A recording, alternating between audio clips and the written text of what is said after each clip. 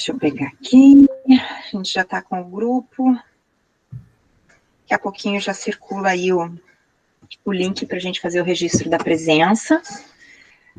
Então a gente abre agora esse momento muito especial, muito feliz. Essa semana a gente quase encerrando o mês de junho, né? A proposta do webinário era acontecer no mês de maio e junho.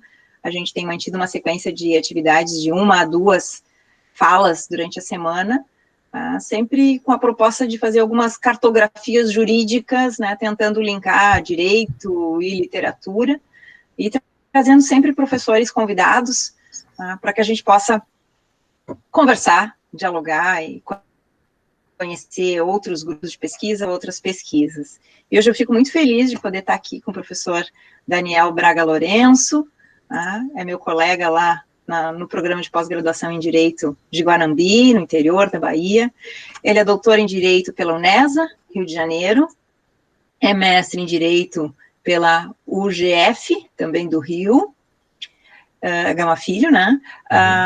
E professor adjunto da Universidade Federal do Rio de Janeiro. Então, nosso colega, né? Uma co-irmã, né? Então, estamos aqui entre federais. É professor do IBMEC, também no Rio de Janeiro, e professor, então, permanente do programa de pós-graduação em Direito do Centro Universitário de Guanambi. Coordenador do Centro de Ética Ambiental da Universidade Federal do Rio e do Antilaboratório de Direito Animal da UNFG, que eu pude ajudar o professor ali com algumas ideias, né, no momento de elaborar a arte, que eu fiquei muito orgulhosa de poder, né, colaborar e contribuir. Então, Daniel, com todo carinho, a gente te recebe aqui, né, no interior do Rio Grande do Sul, pelo menos nesse momento pelo teletransporte, mas quem sabe no futuro bem próximo, assim espero, pessoalmente, para a gente estar por aqui, por estes pagos. Bem-vindo, professor Daniel. Muito obrigado, professora Ângela. Queria dizer da minha satisfação de compartilhar esse momento com vocês. Eu queria cumprimentar a todos os presentes, interessados, né, o pessoal do Frônesis, do Andira, né, vejo aqui a Carla Molento, que é uma queridíssima amiga, uma craque na causa animal. Muito obrigado, Carla, pela sua presença. Cumprimentar a todos.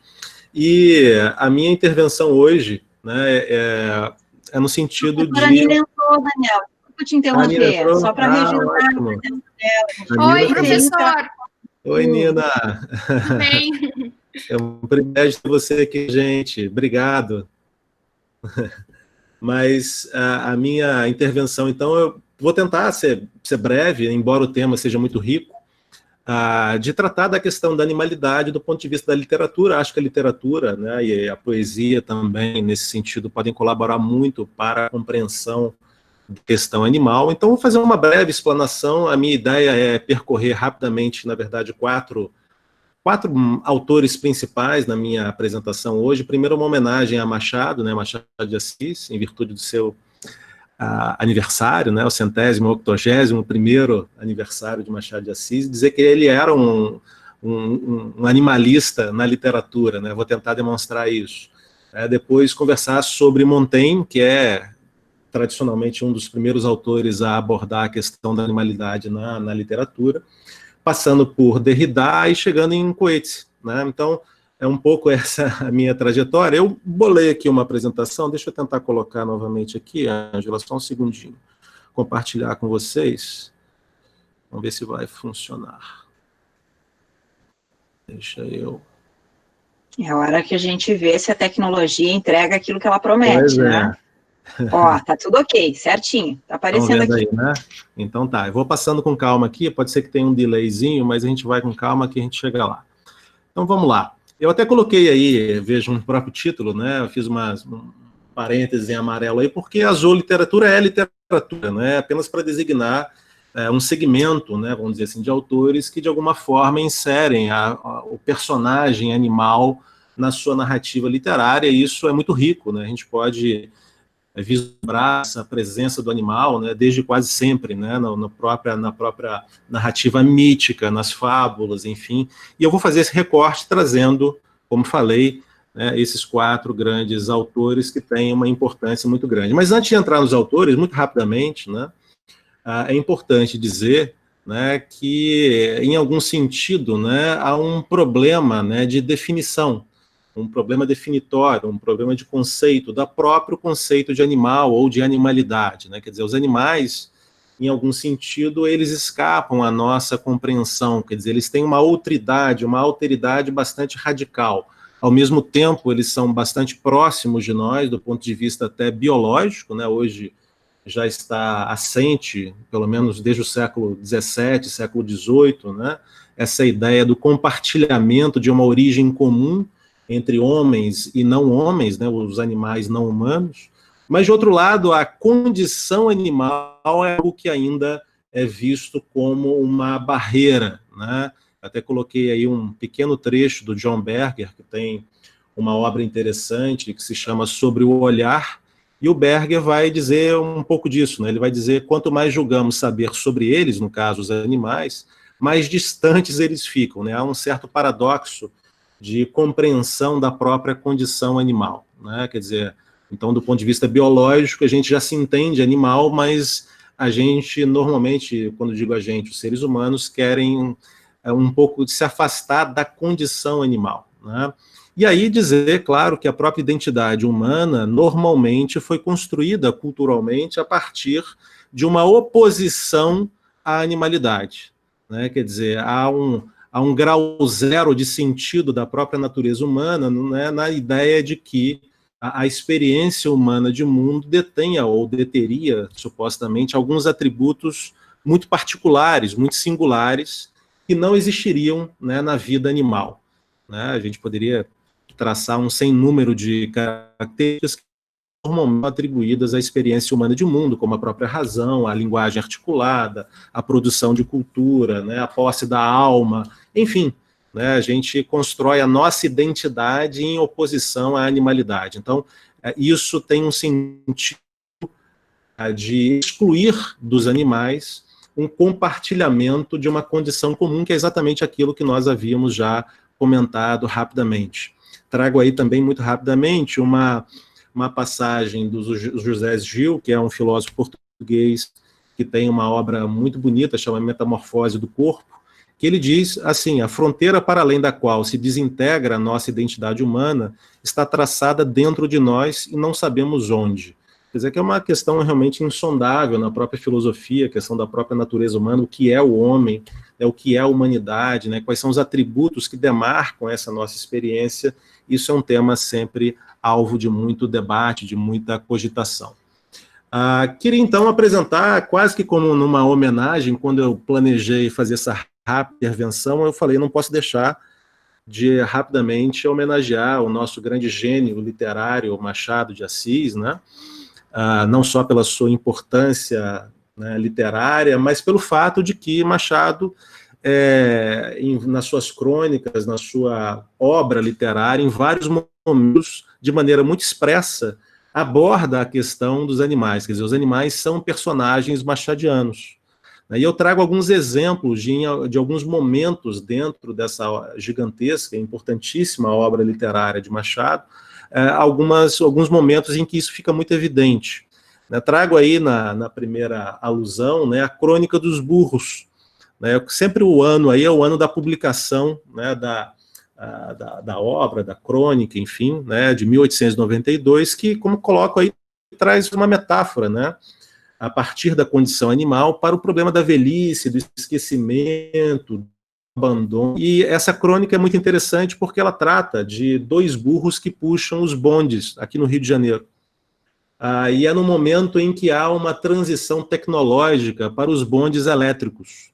E o condutor do bonde, né, percebe que os burros se comunicam e começam a falar, e curiosamente o condutor consegue entender essa comunicação via linguagem, né? Quer dizer, aí é um sentido, um tom de fábula, mas para dizer que, na verdade, né, é um pouco diferente daquela ideia da fábula tradicional, porque não há vamos dizer assim, uma antropomorfização do animal. Na verdade, o animal se expressa numa linguagem humana, mas é para dizer aquilo que ele falaria como animal, né, e não como um personagem humanizado, né? E nesse momento da comunicação entre os dois equídeos, os dois burros, né, há todo um debate sobre a exploração, né? Quer dizer, a exploração da atração animal é uma questão colocada para discutir essa posição da animalidade, né? Uma outra crônica muito interessante, que foi publicada um ano depois, em 1893, a crônica se chama A Greve dos Açougueiros. É uma crônica bem pequenininha, mas muito curiosa, onde Machado comenta uma greve que de fato ocorreu nos açougueiros na cidade do Rio de Janeiro, e é uma crônica que tem uma imbricação muito grande com o vegetarianismo. Eu até coloquei uma passagem aí bem alusiva a esse fato, né, abrindo aspas para Machado. Ele diz assim: dizia um grande filósofo que era preciso repassar o entendimento humano. Eu creio que o estômago também, porque não há bom raciocínio sem boa digestão. E não há boa digestão com a maldição da carne. Quer dizer, a greve dos açougueiros teria tido um sentido positivo na visão dele para alertar sobre o problema, né, do consumo, problema moral, né, do consumo de produtos de origem animal. Muito interessante. Nesse momento, provavelmente o filósofo a que ele se refere é Plutarco, Porfírio, ou até mesmo Pitágoras, que são filósofos gregos que já chamavam, né, atenção para o dever da abstinência, né, do consumo da carne. Então, é uma crônica bastante curiosa, né? No Conto Alexandrino, né, um pouquinho antes, ele expõe um outro grande tema dentro da questão animal, que é o tema do uso dos animais para finalidade experimental, né? Ele expõe de maneira muito intensa o problema da vivissecção, né? Um conto que trata de dois cientistas e a relação desses cientistas com dois roedores, né? E ele, de maneira muito curiosa, já chama a atenção para o fato de que, possivelmente, o não limite em relação ao uso dos animais para essa finalidade poderia levar, né, e levou, no caso da crônica, né, no conto, a que os seres humanos realizassem também experiências com seres humanos, num certo sentido até antecipando, né, os horrores aí do nazismo, né? Então é bem curioso, né, nesse sentido, a crônica do Conto Alexandrino. E eu termino a minha rápida alusão a Machado de Assis, né, que não poderia deixar de trazer, né, a Ideias de Canário, que é um conto também bastante singular, onde, né, o autor procura, né, fazer uma narrativa de um ornitólogo que por acaso entra numa loja de quinquilharias, e nessa loja ele encontra num cantinho uma gaiola com um canário. E é muito curioso, né, perceber que há, de maneira muito clara, uma certa analogia de Ideias de Canário com a própria alegoria da caverna de Platão. Até coloquei aí duas passagens que deixam isso muito claro, né? Vejam só, ele diz: o mundo redarguiu o canário com um certo ar de professor. O mundo é uma loja de Belchior, quer dizer, uma loja de quinquilharias, né? Com uma pequena gaiola de taquara, quadrilonga, pendente de um prego. O canário é o senhor da gaiola que habita e da loja que o cerca. Fora daí, tudo é ilusão e mentira. É o canário falando, né? O ornitólogo se comunica com o canário, entende o canário diz que o mundo para ele é aquilo ali. É a gaiola, é a loja, e ele é o senhor desse mundo. Muito curioso isso, né? E fora dessa realidade, tudo é ilusão. Quer dizer, o canário estaria quase que numa caverna, né? E o canário, né, o ornitólogo, né, compra o canário, leva o canário para casa e acaba que um dia o canário foge.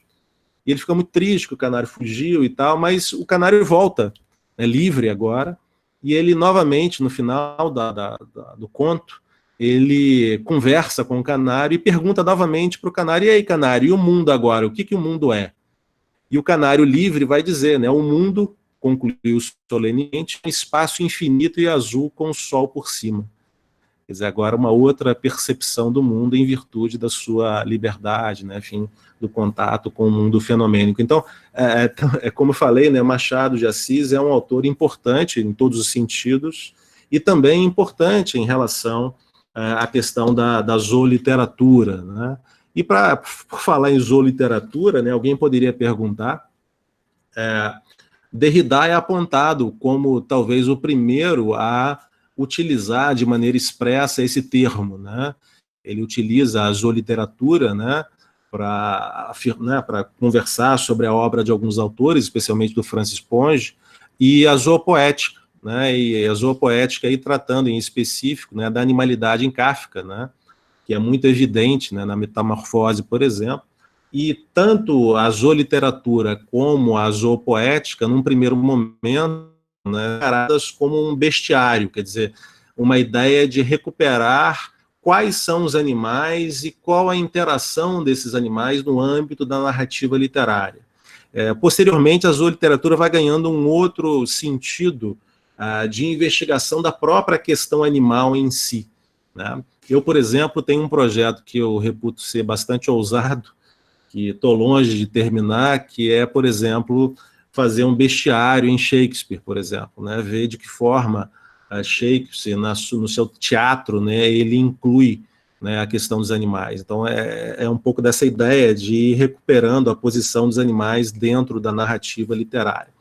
E aí dizer, né, que nós temos alguns autores que são importantes, não só o próprio Derrida, mas num primeiro momento, talvez um dos grandes primeiros autores que vai, de maneira muito clara, tratar dessa questão é Montaigne. Montaigne, no século XVI, vai, né, nos seus ensaios, vai escrever uma apologia, que ele chama de Apologia de Raymond Sebon, que vai refutar, né, de maneira muito curiosa, nesse momento, inclusive, no século XVI, essa noção da própria demarcação do espaço da experiência humana de mundo como tendo como centro a razão, o logos.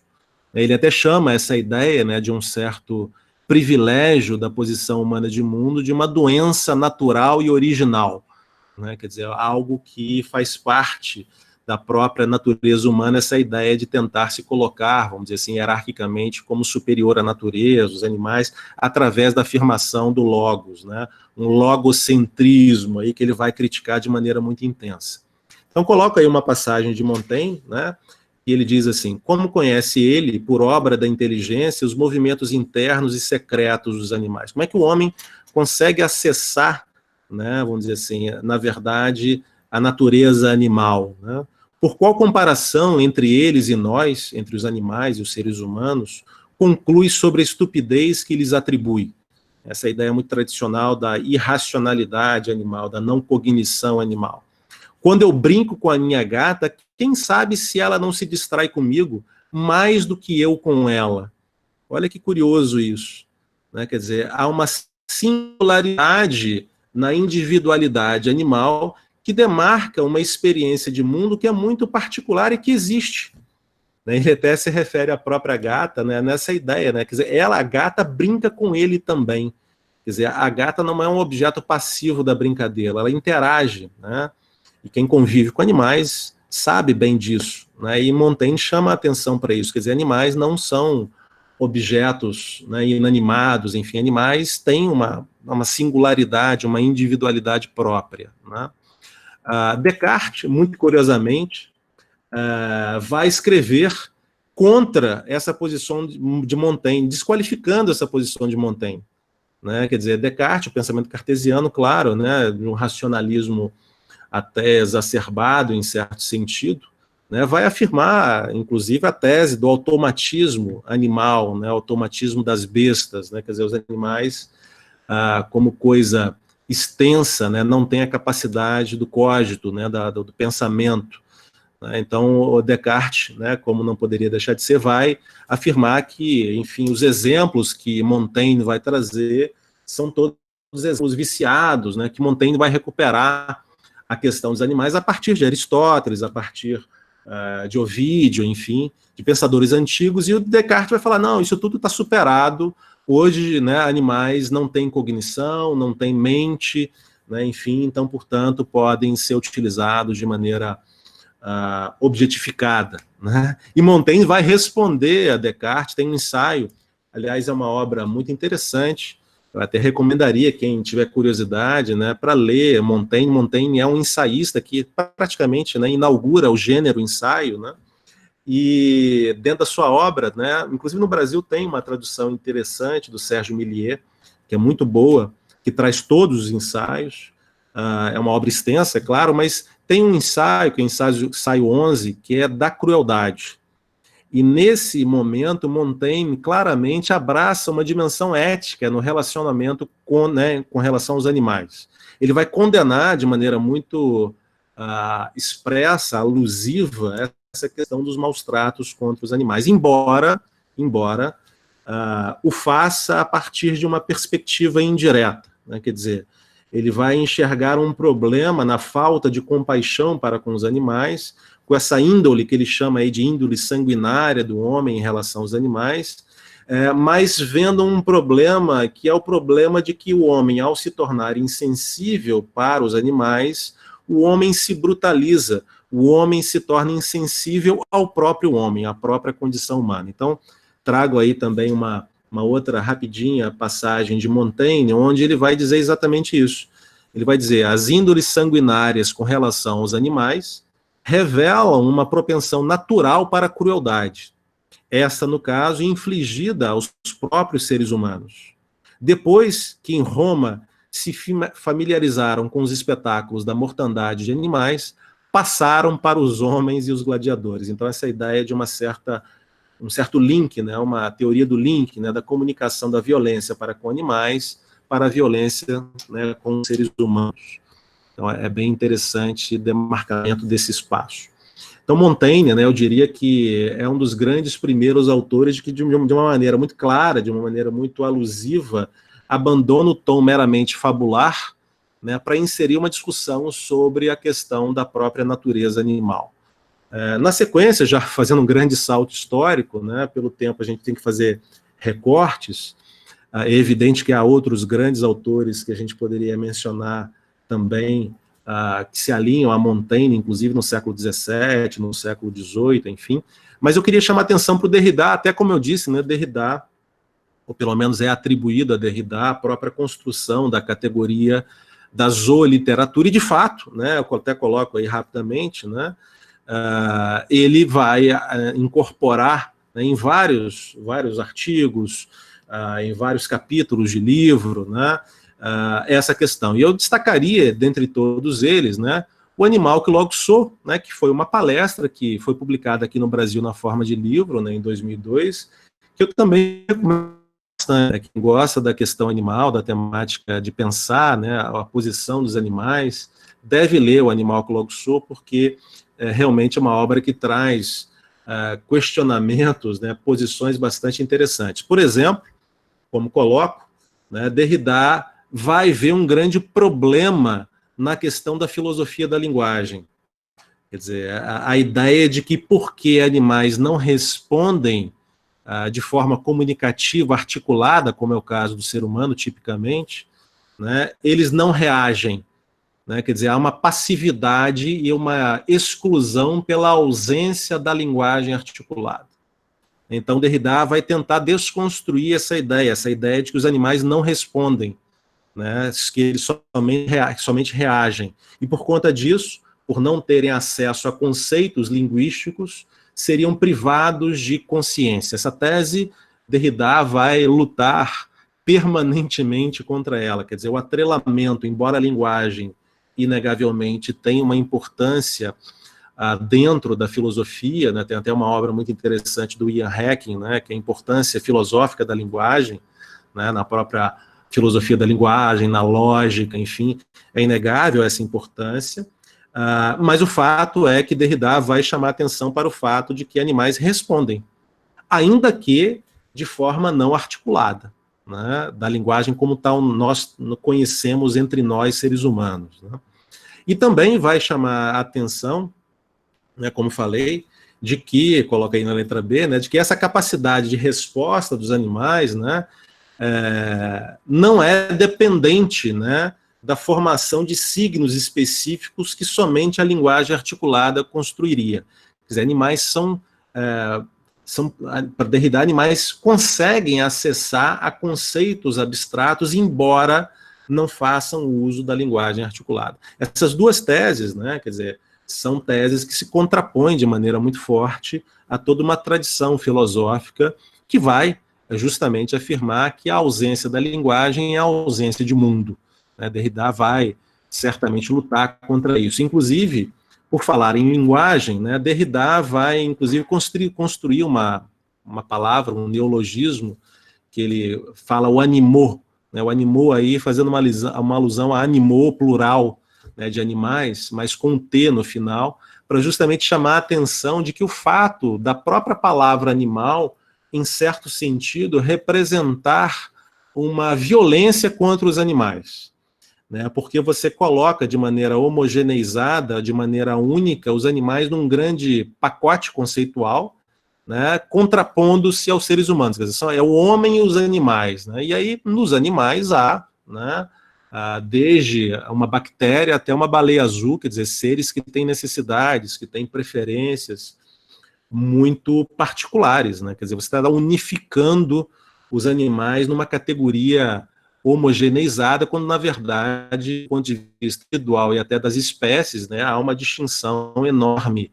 entre os interesses e preferências dos animais. Quer dizer, a linguagem, não só pelo fato, né, o problema dos animais não terem linguagem, supostamente, mas como a própria nossa linguagem humana pode servir, né, de instrumento de opressão, né?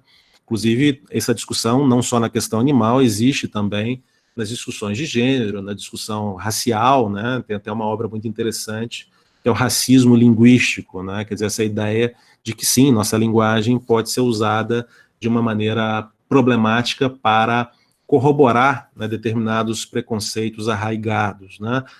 Na tradição da ética animal, por exemplo, há uma preferência para, em vez de usar o termo animal, usar o termo animal não humano, que também é um termo problemático, mas seria um pouco menos problemático, porque pelo menos ele chamaria a atenção para esse compartilhamento da condição animal entre homens e não homens. E um grande outro problema que Derrida vai chamar a atenção é justamente para esse assujeitamento dos animais, né, que traz como consequência a própria invisibilidade dos animais. Quer dizer, o homem é elevado de uma maneira tão grande, simbolicamente, né, e essa elevação simbólica do homem, né, o principal canal é o canal da cultura. O Derrida vai, por exemplo, dar o exemplo da religião, da religiosidade como um instrumento da afirmação dessa elevação simbólica do homem, né, a própria narrativa do monoteísmo, né, abrâmico, né, seja ele de origem cristã, muçulmana ou judaica, né, no Ocidente, fará isso de maneira muito clara, né, essa separação simbólica, né, a narrativa da própria construção do universo, do próprio mundo, né, vai eleger um homem como um ser diferente e vai conceder o homem à natureza, né? O homem é um grande guardião da natureza, uma posição um pouco paternalista aí da natureza, né? O homem como um tutor, um cuidador da natureza, né? Quando na verdade eu acho que é um pouco o contrário, haja vista aí o problema que nós, né, estamos enfrentando aí, que tem origens animais muito marcadas, né? Então Derrida vai trazer uma última passagenzinha rápida, né, a seguinte afirmativa que eu acho bem curiosa, abre aspas: ninguém mais pode negar seriamente por muito tempo que os homens fazem tudo o que podem para dissimular a crueldade, essa crueldade com os animais, e para organizar em escala mundial o esquecimento ou desconhecimento dessa violência, né, que alguns poderiam comparar, inclusive, com os piores genocídios. Quer dizer, esse apagamento, esse assujeitamento e a própria invisibilidade dos animais é uma técnica de opressão, uma técnica de dominação muito tradicional, e Derrida vai, claro, chamar muita atenção para esse fato. Derrida vai reconhecer a subjetividade do animal, né? Justamente como a gente falou, cada animal possui uma experiência de mundo muito particular. Ele afirma, né, que os animais possuem saberes próprios sobre o mundo, né, que podem partir de pontos de partida e de pontos de chegada bastante diferentes do nosso, né, mas nem por isso eles deixam de ter essa singularidade, né? E a própria literatura, Derrida, voltando aqui à questão da zooliteratura, né, Derrida vai afirmar que a literatura é esse canal onde talvez, né, a gente possa, via literatura, conseguir enxergar o animal.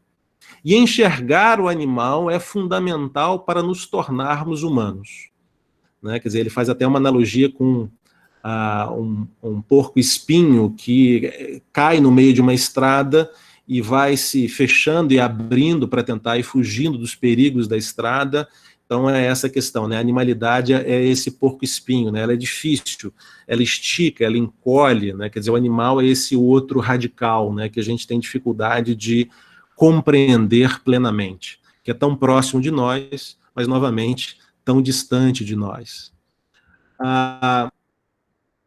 Eu queria então, tendo passado muito rapidamente por Montaigne, né, ter colocado aqui a importância da figura do Derrida como alguém que vai procurar legitimar esse próprio subramo literário que é a zooliteratura e a zoopoética, né, e trazer um exemplo de um autor contemporâneo, agora mais até literário que o próprio Derrida, né, que é o Coetzee, ou Coetzee, né, tem várias formas de pronunciar o nome dele, mas eu vou falar Coetzee, mas o John Maxwell Coetzee é um autor de extrema relevância literária, inclusive laureado, né, com o Prêmio Nobel de Literatura, né, enfim, alguém muito importante, e também, né, é muito interessante perceber que o Coetzee, né, em várias das suas obras, destaquei algumas aí, ele vai de uma maneira mais incisiva ou menos incisiva, mas de qualquer forma ele vai incluir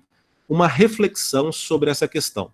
E aí eu destacaria com muita ênfase pelo menos duas dessas obras que estão disponíveis em língua portuguesa, que são particularmente emblemáticas, simbólicas desse sentido de pensar e repensar a condição animal, que eu sugeriria para quem ainda não teve a oportunidade de ter o contato com a obra de Coetzee, que leia, que é muito interessante, que é Desonra, em primeiro lugar, que trata do problema de um professor que tem um relacionamento com uma aluna, e disso decorre toda uma série de consequências bastante dramáticas, e tem uma reflexão muito crítica sobre a questão animal, na medida em que esse professor acaba indo morar com a filha no interior da África do Sul, e a filha cuida de animais abandonados, então há uma série de reflexões muito interessantes sobre a condição animal.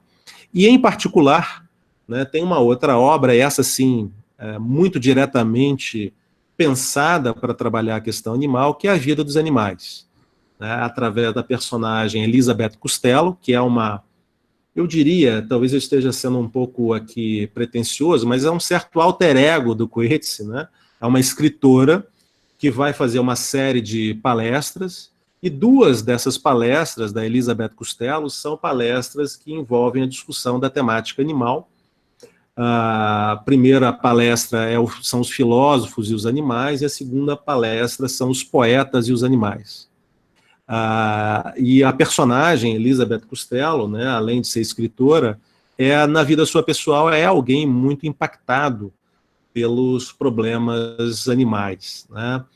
Novamente, eu acho que em muitos sentidos, né, o personagem, ou a personagem Elizabeth Costello, é um alter ego do próprio Coetzee, porque o Coetzee também é alguém na sua vida pessoal que tem essa reflexão de maneira muito incisiva. Então eu queria colocar aqui alguns pontos de preocupação do Coetzee via Elizabeth Costello, que o tom do livro, né, A Vida dos Animais, é muito interessante, porque é feito de uma maneira muito provocativa. E a narrativa literária do Coetzee nessa obra procura desconstruir um pouco dessa narrativa da ética animal, muito baseada na ideia da importância do argumento racional. Quer dizer, a estratégia da Elizabeth Costello, do próprio Coetzee, é chamar a atenção para a questão animal por meio, talvez, da questão da empatia, do homem ter que perceber o outro animal a partir das próprias emoções. Que eu reputo que é uma estratégia particularmente eficaz na temática animal, né? O argumento puramente racional, ele pode ser compreendido, mas muitas vezes ele não move a uma modificação de comportamento. Isso eu percebo muito claramente, né? Eu que falo muito sobre a questão animal, às vezes me utilizam da técnica discursiva analítica, dos argumentos da ética animal, enfim, as pessoas, muitas entendem e até dão muita razão aos argumentos, mas saem dali e vão comer animais, né? Então eu costumo dizer, e o Coetzee acho que compartilha dessa sensação de que muitas vezes a sensibilização pela afetação empática, às vezes é mais efetiva para a modificação do comportamento do que o argumento talvez puramente racional.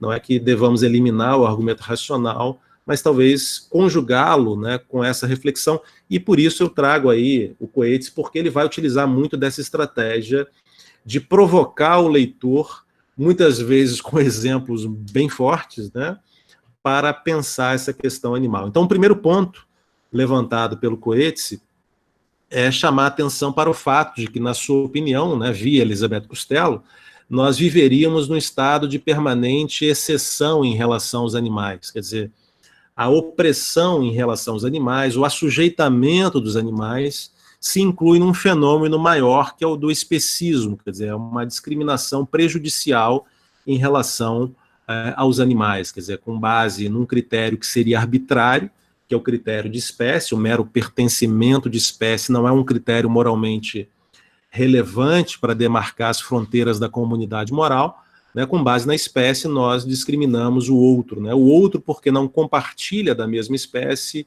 ele é alijado da possibilidade de ser visto como, né, um sujeito, né, e aí trago, né, um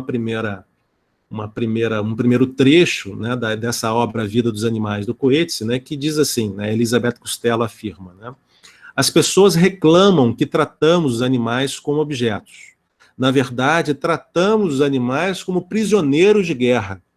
O prisioneiro de guerra não pertence à nossa tribo. Exatamente essa ideia, né? Ele não é da nossa espécie, ele é diferente de mim, logo ele é despersonalizado, eu posso fazer o que eu quero com ele. Podemos fazer o que quisermos com ele. Podemos sacrificá-lo aos nossos deuses.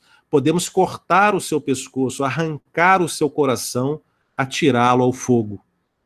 Então essa ideia é muito forte, né, de que o especismo normalmente conduz a uma invisibilidade do não humano, né? Então ela deixa isso de uma maneira muito forte, muito clara. Eu até lembrava, quando eu li e selecionei esse trecho para trazer a vocês, quando eu era bem mais novo e eu comecei a pensar essas questões animais, lendo aqui a questão da analogia com o prisioneiro de guerra, eu lembrava que eu pensava muito, até como uma questão biopolítica, aí, do animal em situação de abandono, quer dizer, o animal que vive nas ruas, né, que é jogado às ruas, que vive num estado de vulnerabilidade por conta disso, poder ser comparado a um refugiado político.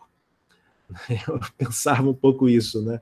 Assim, é interessante esse estatuto do refugiado e o estatuto da animalidade, né? Como alguém que está fora do espaço da interseção da nossa comunidade, que é jogado para a margem, né? E aí, continuando com o livro A Vida dos Animais, do Coetzee, ele faz, via Elisabeth Costello, uma analogia bastante forte, bastante, diria, ousada, né, com o extermínio dos animais e o Holocausto. Né, e aí, num primeiro momento, chamando atenção para o fenômeno da opressão, que seria um ponto, um elo em comum em relação ao extermínio de seres humanos e o extermínio dos animais. Abrindo aspas, né, para Elisabeth Costello, ela diz assim: voltam uma última vez aos locais de morte que estão à nossa volta, aos locais de abate para os quais, em um imenso esforço comum, fechamos nossos corações. Ocorre a cada dia um novo holocausto, e, no entanto, até onde posso enxergar, nosso ser moral permanece intocado. Ao que parece, podemos fazer qualquer coisa e sair limpos. Então, o que ela talvez esteja querendo dizer não é exatamente que matar um ser humano seja idêntico a matar um animal. Me parece que ela está sinalizando, né, a Elisabeth Costello está sinalizando que existe um elo em comum com o fato do extermínio, né, de homens e não homens, que é esse fato do não olhar, o fato do fechamento do coração, o fato da não empatia para com o outro e o próprio não reconhecimento da alteridade. Né? Então, esse é um ponto bastante emblemático, que é confirmado, em certo sentido, estatisticamente pelo realmente enorme massacre, extermínio dos animais que nós fazemos, né? Os números não são muito precisos, mas a gente pode dizer, sem muito medo de errar, que nós, seres humanos, anualmente matamos cerca de 60 a 70 bilhões de animais terrestres. Nessa conta não entram nem os animais aquáticos, né? Então, em termos quantitativos, uma escala de morte, né, que, como ela coloca, né, representa um novo holocausto a cada dia, a cada segundo, a cada momento, né, a cada minuto. Então, uma empresa de morte, né, e de extermínio muito grande, que incomoda de maneira muito clara, né, a personagem, né, Elizabeth Costello. E só para confirmar isso, né, a questão da indiferença, né, como eu acabei de colocar, é algo que me parece ser o elo comum dessas práticas, né? Ela vai dizer, abre aspas, né, o horror específico dos campos de concentração, dos campos de extermínio dos seres humanos, né, não reside no fato de que, a despeito de os matadores partilharem com sua vítima a condição de humanos, os tenham tratados como piolhos. Isso é abstrato demais. O horror está no fato de os matadores terem recusado a se imaginar no lugar de suas vítimas. Em outras palavras, eles fecharam seus corações. O coração é sítio de uma faculdade, a simpatia, que às vezes nos permite partilhar o ser do outro. Então, novamente, vejam que, como eu falei, não é uma narrativa que se insere dentro de uma dinâmica, de um argumento racional, dentro, né, de silogismos, de premissa 1, 2 e conclusão. Não é bem isso, né? A estratégia é chamar a atenção para um problema emocional.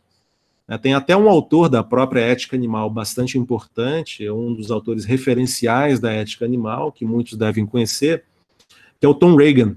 E o Regan tem uma frase muito bonita na sua obra, né, o The Case for Animal Rights, que ele diz assim: o argumento racional nos leva até a beira do rio, mas só a emoção nos faz beber a água. Então, é aquilo que a gente falou, né? O argumento racional é entendido, compreendido, mas muitas vezes ele não tem o poder, ele tem um limite imanente, né? Então, às vezes, a emoção, a empatia, a sensibilidade para enxergar no outro um outro, né, é mais efetiva. E Coetzee, né, também via Elizabeth Costello, vai chamar a atenção para essa dimensão importante, que é a dimensão do sofrimento, né? Porque alguém poderia dizer, bem, mas matar um animal é bastante diferente de matar um ser humano, na medida em que os animais não compreendem o ato de morrer. Quer dizer, o valor da vida é pensado e projetado de uma maneira intraespecífica diversa de homens e animais. E ela, a personagem Elizabeth Costello, procura tentar desconstruir essa ideia de que a morte dos animais, pelo suposto fato do não entendimento do conceito da própria morte, seria desimportante para os animais. Então, a personagem diz assim: quando, né, diz que a vida importa menos para os animais do que para nós, né, quem diz isso, né, nunca segurou nas mãos um animal que luta pela vida.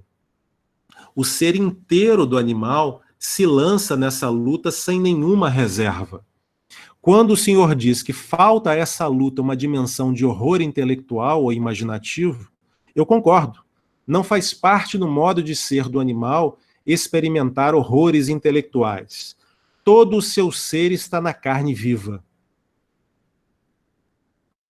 Então isso é muito emblemático para tentar sinalizar para o fato de que a morte pode ter um sentido, inclusive, mais denso em se tratando dos animais, porque justamente ele não tem a compreensão normalmente cognitiva, intelectual do conceito de morrer.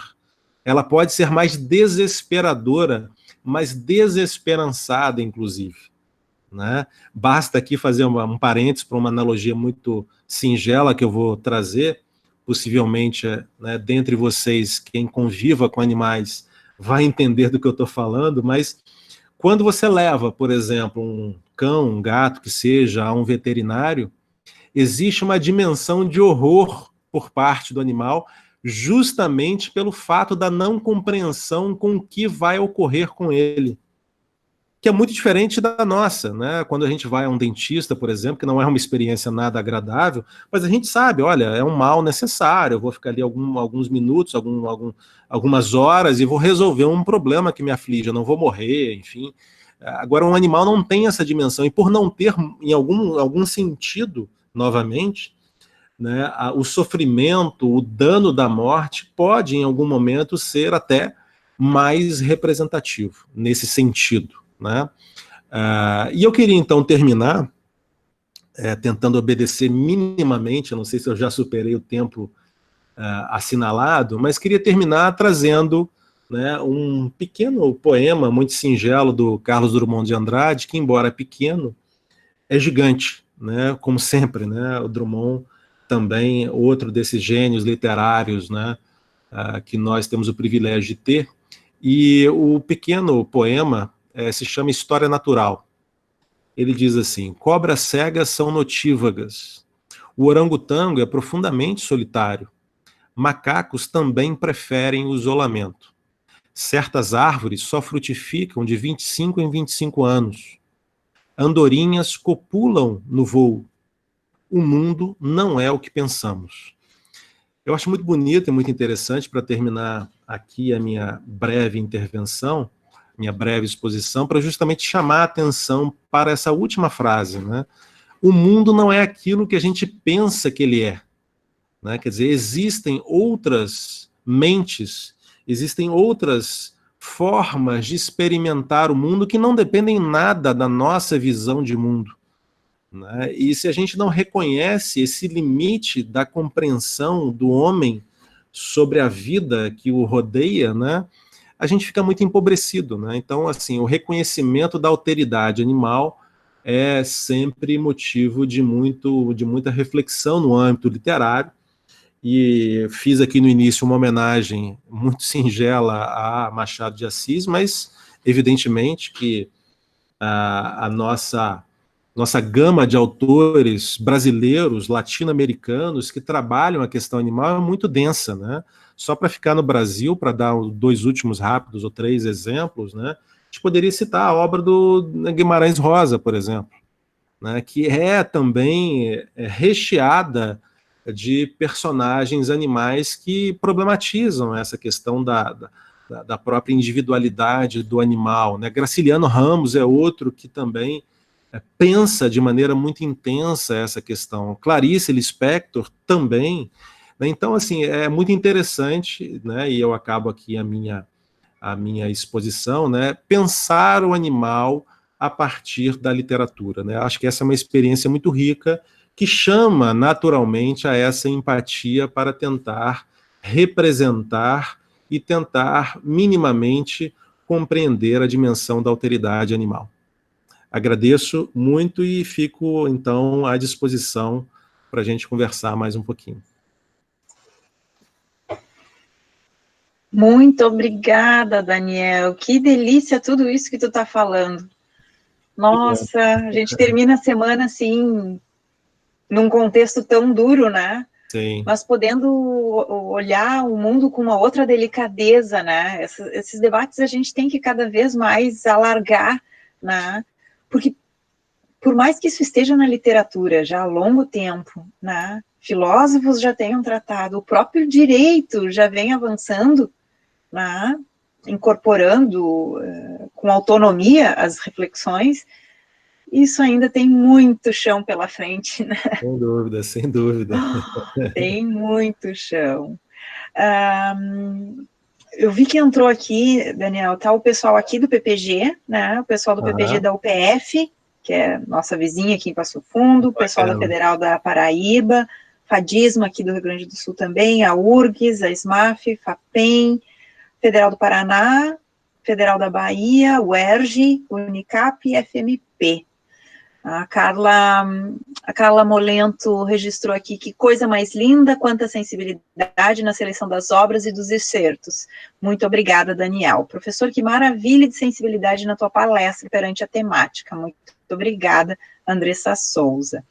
A palavra está à disposição, se quiserem explorar um pouquinho do conhecimento e das e das ideias do Imagina, professor Daniel. Ângela, agradecer muito novamente, em primeiro lugar, o espaço que você concedeu para que eu pudesse conversar com vocês sobre a questão animal, que eu acho que é um tema sempre muito sensível, né, muito importante, que se comunica com outras temáticas, né? Eu sempre procuro dizer que não há como falar da opressão humana sem a opressão animal e vice-versa, né? Então acho que as coisas se comunicam muito e eu fico muito feliz de ter esse espaço, né? O Frônesis, o grupo, né? O seu grupo, né? Coordenado por você também, pessoas tão queridas e importantes dentro da causa animal, como a Carla, a Nina, que pensam também de maneira muito rica, né, e muito importante essa questão. Então, fico muito, muito agradecido e muito assim feliz com todo esse carinho, né, de vocês todos. Que bacana. E ainda num dia tão especial, né? Sim. Que coisa boa essa tua homenagem para o Machado. Sim. E essa semana a gente ainda perdeu um querido colega, um querido amigo, né, o Calvo, né? E ele sempre dizia que a última instância da jurisdição é a literatura. Então, quanta coisa que a gente tem para aprender com a literatura ainda, né? Bem lembrado, né? Uma homenagem mais do que justa ao Calvo, né? O Calvo é uma das grandes referências, né, do direito e literatura, então é uma pessoa assim, muito querida e muito importante, que a gente sempre tem que recuperar. Então, fica aberto aí para debates, e sabe, Daniel, a gente não, aqui no Frônesis não é uma das nossas linhas de pesquisa, a gente é bastante sensível e a gente sempre dá espaço para essas reflexões, né? A gente aqui tem no mestrado uma linha de pesquisa que é bem voltada para essas reflexões, a Nina toca isso muito bem aqui, né, com o GPDA, né? E essas questões sempre me intrigaram, né? E assim como quando a gente fala na literatura, e por que a literatura, né, a gente discute a Martha Nussbaum, né, e tantos outros, a gente fica assim, poxa, como a literatura pode tornar, né, os juristas melhores, embora não seja uma garantia, né? E sempre quando a gente fala isso, né, a própria Nussbaum é atacada, pô, mas Hitler apreciava a literatura, apreciava a arte, né? E inclusive os animais. Né? Sim. Os animais. Então, eu imagino que, claro, tu já deve ter ouvido isso milhões de vezes, porque eu escuto a literatura, vai me dizer essa que a literatura torna os juristas melhores, né? Olha só, isso não é uma garantia. Né? Sem dúvida, sem dúvida. Como é que tu lida com isso? Pois é, essa questão interessante até do nazismo, né, e dos animais, né, é muito particular isso, porque, de fato, a partir principalmente de 1933, né, na Alemanha nazista, né, houve, né, uma série de implementação de normas jurídicas muito benéficas aos animais, né, o que é, na verdade, na minha visão, né, e acho que de vocês todos também, um grande paradoxo, né, na medida em que, ao mesmo tempo, né, em que se procura aprimorar o tratamento dos animais, a gente bestializa, animaliza, despersonaliza o animal humano, né, para fazer o que foi feito, né. Então, é um empreendimento assim bastante curioso. Tem um autor, um antropólogo alemão chamado Boria Sachs, que tem um livro, né, que são os animais no Terceiro Reich, né, que vai tratar justamente desse grande paradoxo, quer dizer, não é garantia, como você falou. Aí eu costumo sempre dizer isso, que alguém que se sensibilize para a questão animal não necessariamente seja uma pessoa boa, né, em outras áreas. Não é uma carta branca, né, para, vamos dizer assim, correção moral, né. Agora, é claro, eu particularmente, como falei, não vejo muita coerência, né, alguém se preocupar com a condição animal e não se preocupar com a condição humana, como também não veria muita coerência alguém se preocupar com a condição humana e não se preocupar com a condição animal. Porque eu acho que há uma teia comum, né, uma trama comum de vulnerabilidade que é comum tanto a seres humanos como animais, né? Ainda que a gente possa reconhecer que há particularidades em homens e não homens, né? Não estou querendo dizer aqui que a gente deva tratar da mesma forma, até porque seria inadequado fazer isso, dadas as particularidades de cada caso, mas é realmente um tema assim, é curioso, né? Essa ideia de que não existe uma garantia de que essa empatia para alguns se estenda a outros, né? É muito curioso, até na própria ética animal, né? Assim, ainda hoje, a gente pode dizer isso, que há um número pequeno de autores, por exemplo, ligados à luta de afrodescendentes, autores negros que discutem a causa animal, né? Eu acho curioso isso. Eu penso que a luta deles é tão dura também que às vezes não dá fôlego para tratar de outros temas. Não quer dizer que eles não sejam preocupados, né? Mas eu acho que a gente tem que se comunicar mais, né, com essas outros campos de opressão, né? Não que sejam iguais, mas as lutas são diferentes, né? Mas há pontos que podem ser trabalhados, né, de forma muito rica, né, em comum.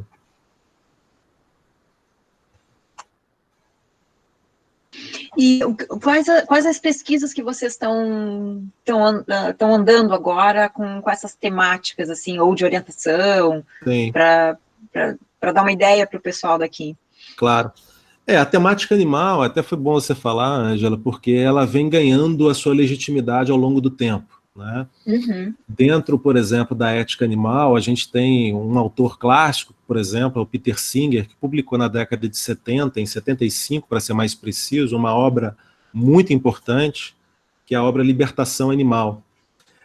E só para dizer que a obra foi publicada em português 40 anos depois, 30 anos depois, né? Então, existe uma defasagem, vamos dizer assim, ainda, né, nossa, né, no Brasil, para o acesso a obras importantes. Acho que esse é um ponto que a gente tem que trabalhar. Mas mesmo que haja essa dificuldade, eu tenho percebido um avanço significativo, né?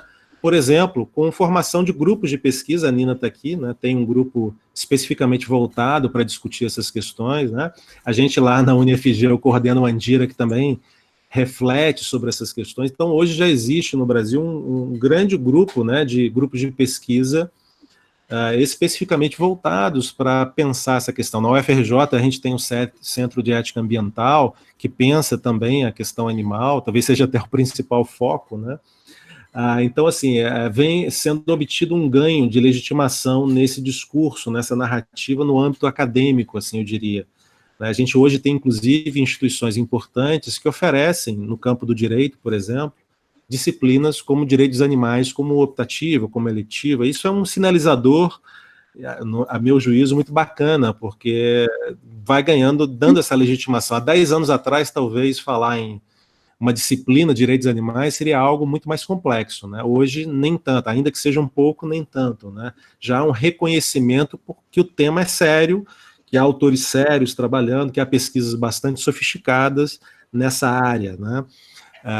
Muito embora, né, a gente possa dizer também, em outro sentido, né, que esse discurso filosófico, literário, ainda não penetrou, vamos dizer assim, está muito longe disso, né, de penetrar no senso comum, né? Quer dizer, o senso comum não está ainda afastado dessa ideia, né? Uma minoria de pessoas pensa sobre essa questão, não porque sejam cruéis ou queiram o mal dos animais, né? Mas a gente naturaliza, a gente se insensibiliza para isso, né? A gente é culturalmente formatado, às vezes, para não enxergar um problema no uso dos animais, né, no tratamento, na relação com os animais.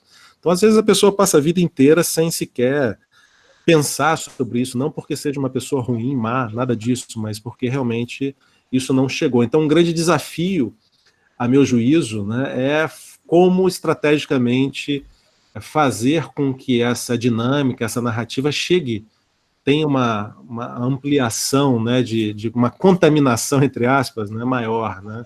Você veja, por exemplo, o problema da pandemia, né, ainda há uma invisibilidade para discutir as reais causas da pandemia, que são causas relacionadas a questões ambientais e mais até animais, né?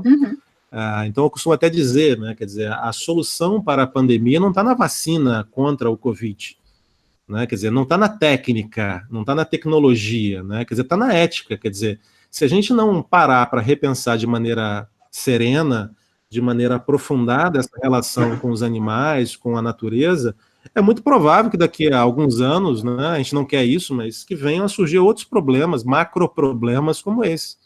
Porque de nada vai adiantar uma vacina específica para uma doença específica se a gente continuar a ter esse uso, com essa, né, relação, com essa relação tão problematizada que a gente tem, né? Então, realmente, são discussões muito, assim, complexas dentro da ética animal, dentro da zooliteratura, né, que procuram repensar essa condição animal, né? O que é o animal, né? Na verdade, a gente já tinha, né, artigos científicos datados de 10 anos atrás, alertando, né, para a forma como, da relação dos animais na própria China, né, o que isso poderia causar se a gente não tivesse melhores condições, né, e é uma relação da natureza aí, né, Sim, da sem dúvida, né? desnatureza. E o triste é imaginar que não é os mercados de animais, que onde supostamente estaria a origem, né, dessa contaminação, né, de patógenos que normalmente, né, circulam entre os animais, especialmente animais silvestres, né, e que por conta da proximidade entre animais e o próprio ser humano chegou a contaminar, né, o ser humano. Essa é a versão até o momento que se tem, explicaria, né? Mas é muito triste pensar que não é uma exclusividade chinesa, né? A gente tem esses mercados de animais no Brasil, por exemplo. Todos os lugares, né? Todos os lugares, né? Então, assim, e a própria, não só em mercado de animais silvestres, como também na própria criação intensiva de animais, que eu não sou biólogo, não sou médico veterinário, né? Não estou querendo aqui ultrapassar um pouco do limite do conhecimento, mas é muito claro que trazem problemas, né, nesse sentido, né? Os animais vivem na produção intensiva de animais no seu limite biológico, né? O estresse é enorme, há uma imunodepressão em razão dessa forte ambiente estressado, né?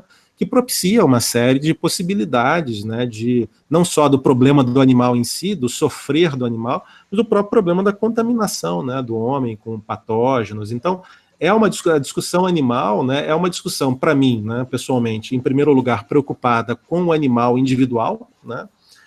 Mas que também ultrapassa, em alguns momentos, essa discussão para pensar em questões, por exemplo, de afetação do próprio meio ambiente, né, de questões de saúde humana, questões sanitárias, quer dizer, então, há múltiplas camadas aí que a gente poderia ir abrindo, né, em relação a isso, né? O tema é um tema especialmente rico e interdisciplinar, eu diria, né? Joia. Deixa eu te ler aqui, entrou uma pergunta da Anice Nascimento. Depois de 20 anos dedicada ao direito, parti para outra formação em fisioterapia e hoje atuo em neurofuncional com intervenções assistidas por animais. Hoje sinto que a relação humano-animal também partiu para uma humanização exagerada e os direitos desses animais não é garantido. Precisamos de uma legislação feita de forma mais séria e orientada por especialistas. Já foi consultado sobre isso? E depois tem da Maria José Cunha, da Uninter-SMAF, pós-graduanda em Direito Animal. Ela pergunta, os contatos que tive com a zooliteratura não partiram de poetas ou escritores literários, e sim de juristas. Indago se existe um movimento acadêmico literário de zooliteratura ou zoopoética. E a Andressa Souza, professor, diante da racionalidade chamada máquina antropológica utilizadas para explicar o que é humano do que é animal, acho que eu perdi a entonação ali. Professor, diante da racionalidade chamada máquina antropológica utilizadas para explicar o que é humano do que é animal, seria a zooliteratura, pelos caminhos linguísticos, o caminho para iniciarmos o questionamento da importância da condição animal e da melhor sensibilidade humana para a importância da afirmação direito animal no Brasil versus minimalização dos animais frente à condição humana? Tá. Deixa eu tentar recuperar a primeira, que trata da legislação, né? Isso eu esqueci o nome de quem perguntou. A Anice Nascimento. Anice, obrigado pela pergunta, muito pertinente, que é mais o campo do direito agora, né? Quer dizer, de fato, né, acho que boa parte conhece isso, né? A nossa Constituição tem uma previsão bastante interessante em relação aos animais, consistente na proibição da crueldade, né? E a crueldade, claro, é um conceito jurídico indeterminado, né? Que ele precisa ser preenchido, né, de conteúdo, né? O que é a crueldade, né? Existe uma grande discussão sobre isso e os nossos tribunais superiores têm, especialmente o STF, têm se fixado na ideia de que crueldade significaria causar ao animal um sofrimento desnecessário. Ou seja, ele sai de um conceito indeterminado para cair em outro, na verdade, né? Porque poderíamos perguntar, afinal, então, o que é uma situação de sofrimento desnecessário? A gente precisa discutir a necessidade do uso do animal. E a gente entra em debates gigantescos, né? Recentemente, a gente teve o debate, por exemplo, da vaquejada. Quer dizer, a vaquejada é uma prática desportiva / cultural E aí, ela é necessária? Né? Quer dizer, o uso do animal nessa situação viola a regra proibitiva da crueldade? Então, assim, é só para dizer que existe um problema consistente no fato de que a narrativa constitucional, e aí pensando até no Dworkin, fazendo aqui a metáfora do romance em cadeia, né, ela, em princípio, infelizmente, né, não inclui o animal como um personagem central da sua reflexão. Quer dizer, o animal, do ponto de vista constitucional brasileiro, ainda hoje é tratado como coisa. Né? Do mesmo modo como há a proibição da crueldade, há outros dispositivos da mesma Constituição que, por exemplo, no artigo 23, que trata da repartição da competência administrativa, que vão dizer que é um dos objetivos do Estado fomentar a atividade agropecuária.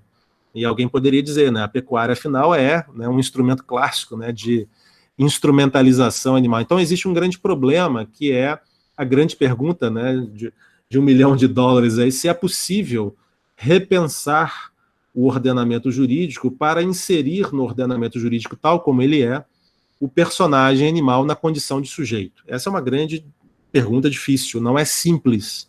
Né? Quer dizer, esse raciocínio de dizer, não, a Constituição veda a crueldade, logo ela reconhece, em alguma medida, indiretamente, que alguns animais são sencientes, são capazes de sofrer, portanto, animais têm direito. Esse raciocínio não é tão simples assim, né? Do ponto de vista do direito. Né? A filosofia tem ambientes muito mais abertos, né? Quer dizer, eu costumo dizer que o direito tem, né, vamos dizer assim, fronteiras muito mais rígidas para a gente pensar essas categorias.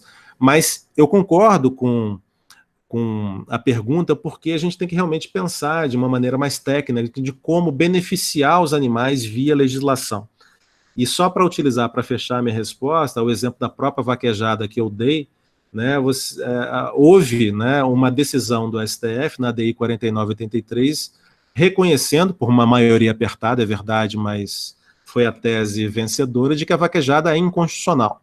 O STF sinalizou nesse sentido, inclusive mantendo toda uma linha de julgados nesse sentido que remontam lá à Farra do Boi, lá de 97. O STF já tem uma coleção de julgados que tem como na sua regra de decisão a ideia de que determinados usos culturais de animais não podem ou não são compatíveis com essa regra proibitiva da crueldade. Mas, a despeito disso, o que aconteceu? Houve um ativismo legislativo do Congresso Nacional, claro, a bancada ruralista é uma das bancadas mais poderosas, né, que a gente tem, e eles se movimentaram para dizer o seguinte, bem, se o STF está sinalizando que a vaquejada é inconstitucional, o que eu posso fazer para manter a vaquejada? Eu vou alterar a Constituição. Né? Então, a emenda 96 foi exatamente esse movimento para alterar a Constituição, para flexibilizar a original vedação da crueldade, para possibilitar a continuidade dessas práticas. Então, a gente tem que estar realmente bem atento, porque o movimento legislativo, e aqui no meu exemplo até constitucional, pode caminhar em sentido progressivo a favor do reconhecimento dessa subjetividade animal, como também pode haver um retrocesso, né? E a gente vive um momento de intenso retrocesso ideológico, político, institucional em relação à proteção ambiental e animal também. Né? Não é um momento que a gente pode dizer que seja um momento produtivo para pensar o animal em vários sentidos do ponto de vista institucional, né? Então, infelizmente, essa é a realidade. Então, sim, né, acho que a gente tem que pensar seriamente em como movimentar esse aparato do legislativo para pensar na questão animal. E aí eu vou juntar as duas outras perguntas, acho que é da Maria e da Andressa, não é isso? Não sei isso, Maria José e Andressa Maria Souza. José da Andressa Souza, que são perguntas também muito bacanas, né? Acho que a Maria falou da questão de pensar a questão dos animais via literatura jurídica, né? E se há um movimento, né, literário sim, existe, né? Até eu estou aqui do meu lado, não sei se vocês vão conseguir ver ou se a imagem vai estar invertida. Eu vou colocar aqui bem pertinho, mas eu vou dizer já o nome. Dá para ver. Eu recomendo muito essa obra, quer dizer, tem uma autora muito bacana no Brasil, que é a Maria Esther Maciel. Tá? A Maria Esther Maciel, ela tem essa obra, é uma obra pequenininha, mas só de tamanho, ela é muito rica, que se chama Literatura e Animalidade. Né? E ela vai, muitos dos autores que eu tratei aqui hoje, ela vai tratar também. Então ela vai justamente tentar demonstrar essa tese de que sim, né, a gente pode dizer que há um campo específico, né, para a Zooliteratura, nessa obra editada pela Civilização Brasileira. Assim, eu faço uma recomendação forte, talvez seja a obra mais assim didática para tratar da questão da literatura e animalidade. Então, sugeriria a leitura fortemente, né? E a Andressa, né? Sim, Andressa, a máquina antropológica, que é essa ideia da elevação simbólica do homem sobre toda a natureza, né? Traz como consequência essa dificuldade da gente visibilizar, né? Desajeitar o animal. E acho que a literatura é um caminho muito bacana para fazer isso, porque a literatura permite uma sensibilidade, né, muito particular, né, para tratar desses temas. Entraram mais duas aqui. A Giovana, agradeço muito sua fala, professor. Gostaria de saber se, em outra direção, a zooliteratura pensa a animalização do humano também. Acho que você chegou a falar um pouquinho sobre isso ali na tua fala. Sim. E a Anne pergunta, na Paraíba temos o Código de Direito e Bem-Estar Animal da Paraíba, que é a lei número 11.140 de 2018, primeira legislação que cataloga os direitos fundamentais dos animais. Acho que ela fez a afirmação só por conta da legislação, né? Sim, sim. A questão da Giovana, né, é uma questão interessante, porque são duas vias muito comuns, né? Quer dizer, quando a gente quer dominar um outro grupo, né, uma estratégia muito tradicional é a despersonalização do outro, né? Inclusive em termos, por exemplo, da escravidão, né, ocidental, negra, né? Essa é uma afirmação racialista que foi muito presente, né? Quer dizer, o racismo é um suporte, né, uma ponte de apoio para a facilitação das práticas de opressão, na medida em que vai se tentando afirmar que, supostamente, por exemplo, né, os negros seriam, né, inferiores aos brancos por uma série de razões. E tanto, inclusive, é interessante na linguagem perceber que uma das injúrias raciais mais tipicamente ofensivas em relação aos negros, por exemplo, é chamá-los de macacos, não é isso? Uhum. Por quê? Né? Porque ao chamar alguém de macaco, você está, né, desumanizando a pessoa, você está retirando dela o espaço de comunicabilidade, né, de inserção na sua comunidade humana. Você está dizendo que ele é menos do que você, porque animais são tipicamente, culturalmente, vistos como inferiores aos seres humanos. Então, é muito interessante isso, né? Quer dizer, realmente, a animalização do homem, né, é um fenômeno que é muito particular e que trabalha na mesma linha da própria despersonalização dos animais, né, para a gente subjugar, né? Inclusive até os xingamentos. Outro dia estava lendo um livro sobre xingamentos, inclusive a questão de gênero, né, muito presente isso, né? A opressão contra as mulheres, que infelizmente ainda se faz muito presente, né, costuma utilizar inclusive adjetivos pejorativos animalizados, né, para se referir às mulheres, né? Então isso é muito comum, não só na questão racial, na questão de gênero, na questão a bestialização, a animalização, trabalhando em desfavor dessas categorias mais tipicamente vulneráveis, né? Então isso é muito triste, mas é uma realidade que a gente tem que ultrapassar, né? Quando a gente quer desqualificar, é muito curioso, né? Hoje a gente usa essas palavras que sempre soam de baixo calão, né? Já é isso que a gente entende, a linguagem é muito preconceituosa. Ou então simplesmente diz, não, isso não é humano, isso é desumano. Isso. Como se a gente pudesse fazer alguma coisa que fosse desumana, né? Somos humanos, tudo que fazemos é humano. É humano, né? Demasiadamente humano, né? Então, mas esse tratamento é desumano. Tem uma expressão também, Angela, que eu acho muito particular, que é tratando essas pessoas como animais, né? Não se faz nem com um animal. Quando a gente quer se referir a alguém que está sendo maltratado, não, está sendo tratado como um animal, né? Assim, como se fosse possível tratar os animais daquela forma também, né? Então, assim, isso é muito, muito curioso, né? É a linguagem, né? Todos os códigos estão e houve alguém que falou aí, eu até esqueci de comentar, né, de um outro fenômeno também curioso, que é a humanização dos animais, né? Quer dizer, hoje há um problema também em relação a isso, com uma excessiva transformação do animal num mini ser humano, ou num semi-ser humano, né, que é um grande problema, especialmente na convivência com animais em espaços residenciais, né, uma certa excessiva humanização dos animais que pode trazer prejuízos, né, comportamentais aos próprios animais. Animais são animais, né, têm particularidades próprias. Claro, eu não sou uma entendedora, mas para mim sempre soa como uma objetificação. Sim.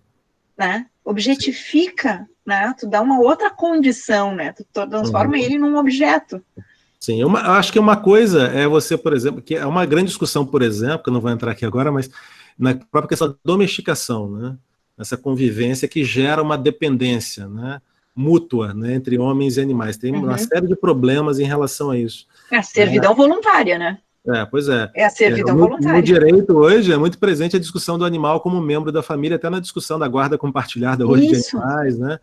Que é um problema, né, que tem que ser tratado de fato, né, mas a gente tem que ter esse cuidado também para não excessivamente, né, humanizar o animal, porque como você falou, isso vai no sentido de tornar o animal, mais uma vez, né, oprimido ali pela relação. Né. Estabelece uma condição de servidão voluntária, né, Exato. do Etienne aí. Mas então tá, que coisa boa, Daniel, foi um prazer te receber aqui, acho que a gente está chegando no horário. Mas tem mais uma pergunta aqui, eu acho, Vê. Deixa eu te fazer aqui todas. A Maria Cunha agradeceu, obrigada pela riqueza e beleza da temática. De outro sentido, acredito que a Andressa, acho que ela retorna. De outro sentido, acredito que a sua literatura, se aplicada paralelamente à educação ambiental e ao processo de sensibilização que envolve, seria um caminho, se inserida no processo de educação, desde a educação básica, para um melhor afloramento, para o entendimento da importância do direito animal desprendido do direito ambiental. Perfeito, né? Isso falta muito, né? A gente levar a sério essa questão de de como criar canais de tornar os animais participantes da nossa comunidade, essa empatia, né? E eu acho que a zooliteratura tem esse potencial. Só para dar um último depoimento pessoal meu como professor, eu sou professor de Direito Ambiental, né, aqui na UFRJ, mas eu procuro sair um pouco da questão, e até acho que o espaço para discutir os animais não é o direito ambiental, né, os animais no direito ambiental são tratados coletivamente, como fauna e tal, como espécie, né, e a minha questão é o animal indivíduo, né, mas ainda que assim seja, por exemplo, eu costumo, no momento do curso, da minha disciplina, fazer os alunos lerem o Coetzee, esses 2 textos, né, do Coetzee. E o resultado é sensacional. Quer dizer, os alunos adoram, né, muitos se sensibilizam, né, outros discordam, né, quer dizer, o debate é extremamente rico. Então, só para concordar com a Andressa, assim, claro que existem várias técnicas possíveis para isso, mas só para demonstrar um exemplo muito singelo, né, quer dizer, o mero fato de ler um autor interessante, como é o Coetzee, que traz esse problema, né, os alunos geralmente, na sua grande maioria, gostam bastante, né, e suscitam discussões muito produtivas. Então, concordando, né, eu acho que é o caso da gente pensar em instrumentalizar, no bom sentido, né, a literatura para fazer crescer essa empatia para a vulnerabilidade dos outros, né.